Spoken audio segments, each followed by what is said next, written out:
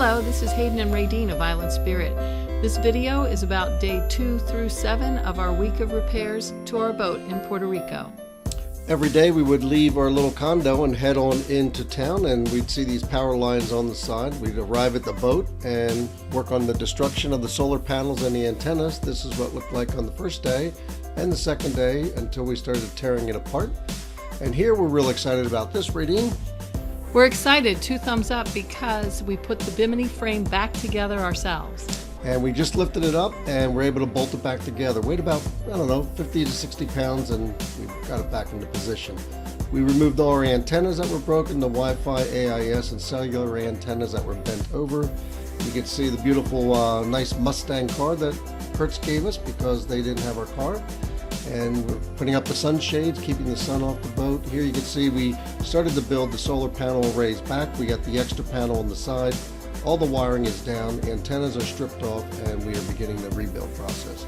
This is our problem right here. This is the port spreader base that is welded onto the mast that has been levered under enough force to actually break the weld and dent the mast and open that gap into the mast. So we're trying to solve that problem. Next day we got the whole solar array built, the panels up, and beginning to do the wiring job. Here at the end of the day, we're getting ready to get out of here and get in a little sports car for a little break. You can see some of the vegetation. Some of the trees look fine, and obviously some don't.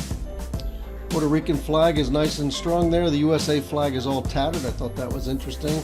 Radeen is always so happy on the boat. Look how great she's doing here. Cleaning down below, keeping everything sorted out, and we have our sails there, our cushions are up, wiping down any of the wood that needs to be rinsed off. Our sheets are hanging over her head there, so she's a great boat girl. So here's the new rigging on the bottom of the solar panels. We built a new junction box, rewired everything, put new end fittings on. Took a couple days. We're happy with that. We were really excited to see that our AIS and our radar are still working. You can see our name there, Island Spirit 35. It's recognizing us, and we could acquire targets farther out at sea. So we were delighted that our radar's working. Yeah, that was a big deal because the destruction was at the spreader, which is where the 4G radar is mounted, and we wanted to make sure the radar antenna was working for Markel, our insurance company. So here you can see the side drops up, Radeen. Yes, we needed shade and ventilation. It's really hot in Puerto Rico. The other thing that's a big deal is when your boat's in storage is these boards that are put under the jack stands. Here you can see a board is out.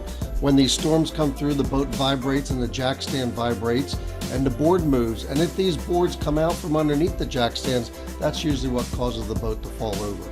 This time you can see we're getting home before dark because it's so scary to drive at night. So next, coming up, we check in our little Airbnb. The landscaping is beautiful. The sun is setting on the building.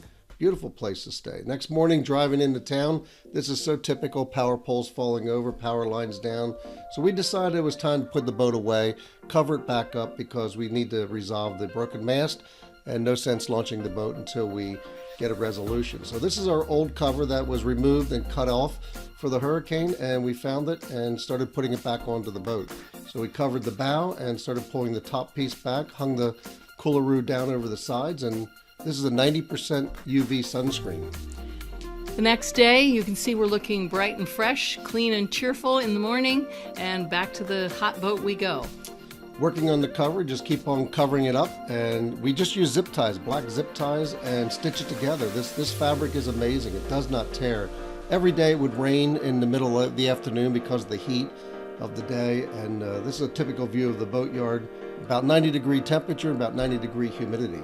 So the boat's just about covered up there, and off we go back to home. It was exciting to see a red light having power. It was only flashing yellow, but that's progress. Yeah, notice how the traffic lights are all bent and twisted from the storm. It's just typical. A full moon at night lit up the neighborhood, which made it convenient to actually see. The next day, here we go.